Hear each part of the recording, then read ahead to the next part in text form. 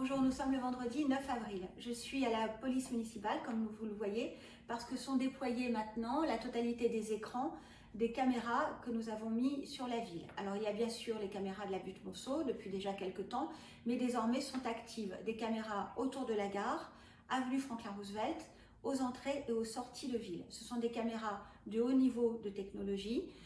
La plupart sont infrarouges et certaines sont à 360 degrés, autrement dit, l'angle de vue est rotatif et régulièrement change. Et des agents sont en visionnage et en surveillance de ces écrans.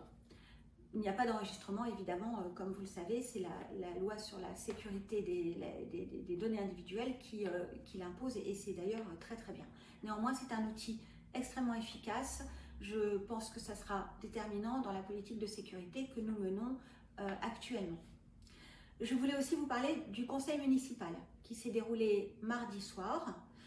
Nous avons accueilli une nouvelle conseillère municipale, Madame Clémence Parente, en remplacement de Monsieur Becker, et nous avons surtout voté le budget 2021. Quelques mots sur ce budget 2021.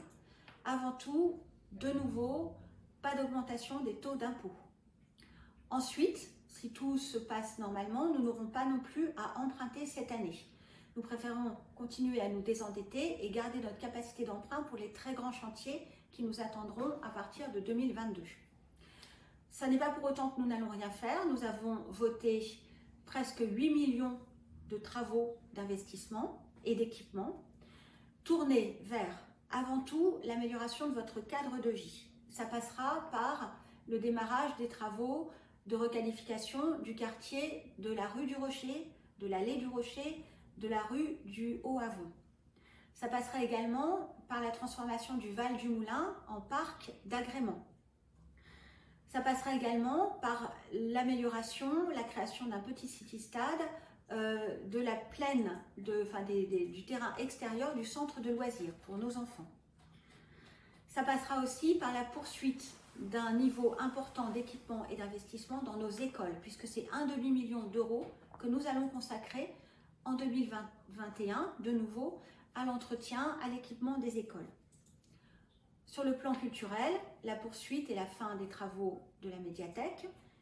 Sur le plan sportif, la création d'un skatepark au Val du Moulin et la rénovation complète du plateau extérieur du gymnase de la Vallée.